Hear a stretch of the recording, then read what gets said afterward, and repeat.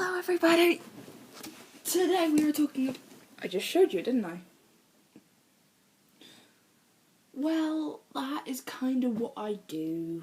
Anyway, today we are talking about the one, the only, Harry Potter and the Cursed Child. I got scared to drop it there because because it's a hardback and, you know, point into, I'm wearing shorts, so, you know, just whack this on my legs. I prefer not to, honestly. Anyway, the 8th story, 19 years later.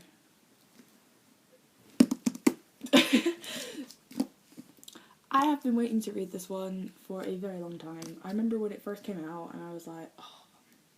And I didn't get it because I was like, well, expensive. And I didn't have any cash to get it anyways, so. This is actually my school's library book, you know. I borrowed it from the library as soon as it came out. Like, I'm the first date in here. And it's supposed to go back tomorrow. Okay, well that's just in time, isn't it? Where do I start with this amazingness of a book? I haven't read the original 7 Harry Potter books. Don't get mad. I've seen the films. I love the films. I haven't read the books yet. Don't get... It's so annoying not reading books when you see movies, because you're like, oh, this happened in the movie, but then everyone corrects you and it's like, no, that didn't happen in the book. That didn't actually happen. And it's like, sorry, back the fluff up. But anyway, I have read this book, which, yeah. Okay, where to start? So, Harry Potter gets with Ginny, as we see. So basically what happens at the end of Harry Potter, I'm assuming everyone's seen Harry Potter, because, like, if you haven't, you need to get your brain checked. I mean, like, seriously. So, the last Harry Potter and the... Don't help me. No, that's... No. Give me a second. Deathly Hallows. That was it. Deathly Hallows. I've already forgotten what I was saying. The end of Deathly Hallows, that's it. When Ginny and Harry are with Hermione and Ron, and Hermione and Ron are together, and Ginny and Harry are together, and they're dropping off their kids so that they can go to Hogwarts, so it's like the next generation kind of thing. So anyways, this is gonna... I should start saying that at the very beginning of these Book Mania Monday review videos, that these are going to be big spoilers. Like, if you haven't read these books, first of all, you should read these books, and second of all, if you want to read them, then don't watch the videos of me explaining them, because most of the time I'll probably give away spoilers. I would recommend you watching them if you want to see if a book is good or not, and if I'd recommend it, which I definitely recommend this one, by the way.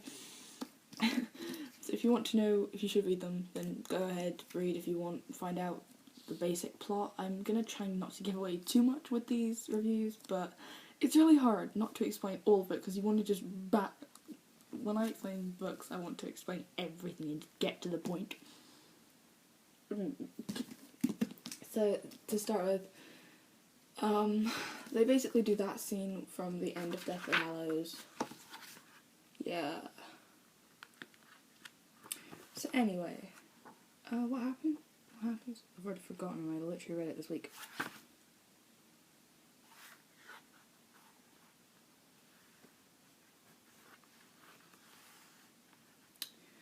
Okay then. Right. Harry doesn't get along with his youngest son, Albus. Please don't yell at me if it's not the youngest son. I'm pretty sure it is. I have no idea. So, his son Albus, I'll just say his son Albus.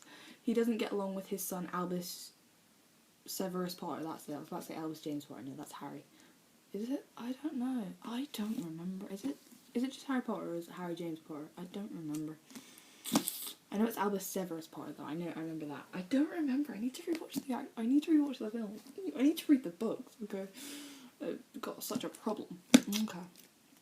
So then, Harry Potter's son in his 4th year, I think it was, Scorpius decides to jump off the train with Scorpius, who is Draco's kid. Draco's wife, Astoria, dies, and Scorpius is like really kind of depressed about it, but he's like, he's good. People think he's the son of Voldemort, which he's not. He's Draco's son, obviously. I don't know what else to say, really. This is just a really bad review, because I haven't actually... Yeah, so basically, they have a time turner, because the Ministry has been hiding a time turner. So they stole it, because Delphi Diggory, Amos's niece, was trying to bring back her cousin Cedric because he died, and she was like, she manipulated Scorpius and Albus to be like, hey, I want my cousin back. It was unfair that he was the spare, and it was just, we need him back, okay? It's like, because Amos was trying to talk to Harry about using something to get him back, because he was like, it's unfair that you call my son a spare, and it's just, yeah. So they go back in time to try and to ruin the tasks in the Triwizard Tournament to make Cedric not win, so that he dies. Like, the first time they do it, it makes him even more determined to win, so it doesn't work. And then the second time they try and get back in time, basically, they humiliate him so badly that he doesn't die. And when I first read it, I didn't understand it, but I think what it means is, because he didn't die, Harry was like trying to tell everyone, but Voldemort's back, but like, because Cedric wasn't dead, he had no proof, so nobody believed that Voldemort was back. At least that's my theory behind it. Because, like, obviously, if Cedric's not dead, then people aren't going to be like, well, there must be a reason for his death, obviously. But if nobody's dead and Harry's just like, I saw him, nobody's going to really take him as seriously as if somebody was dead, like Cedric was supposed to be. So that ruins everything. And then also, because Cedric's not dead, Harry goes, and because of that, they don't put together the army and try and fight, whoever. And I'm trying to remember if it was at this bit or a bit later on that Cedric turns into a Death Eater and he kills Neville, who, if you don't know, in the original, like, actual Harry Potter movies, Neville kills Nagini, which is the last... What's the word? Oh, God. I'm gonna say crescendo, but that's a spell.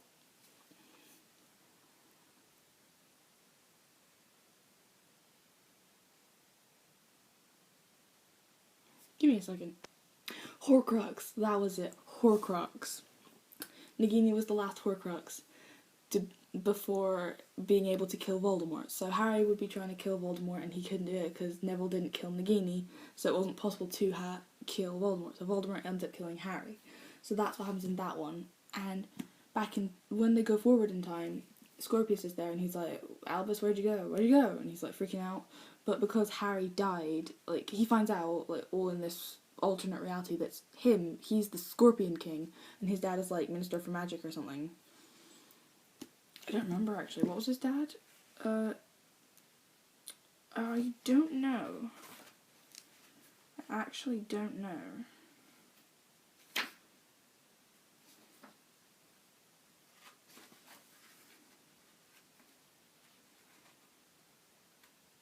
I don't know. Yeah, but...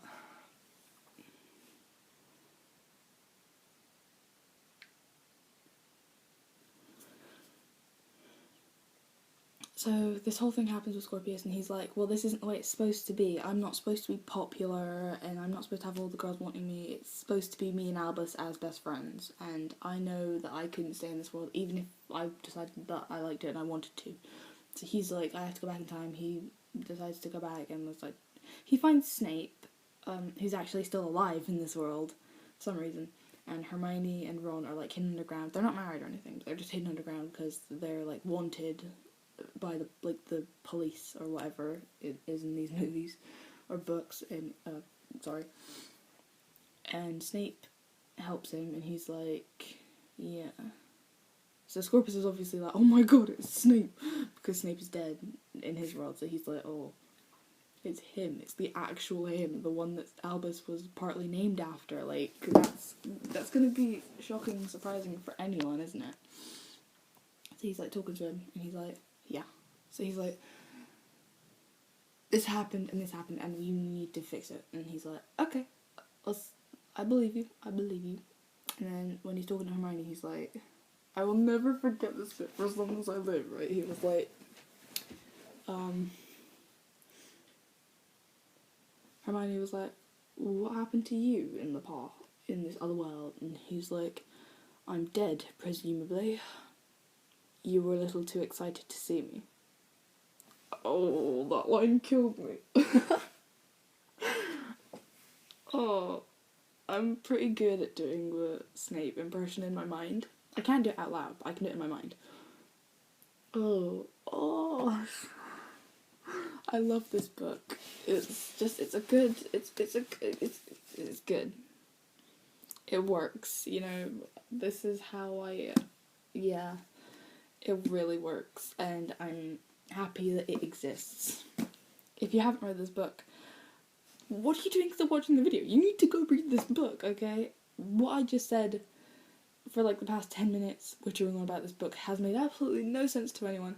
So go read the book and find out for yourself, because I was absolutely no help whatsoever. Bye!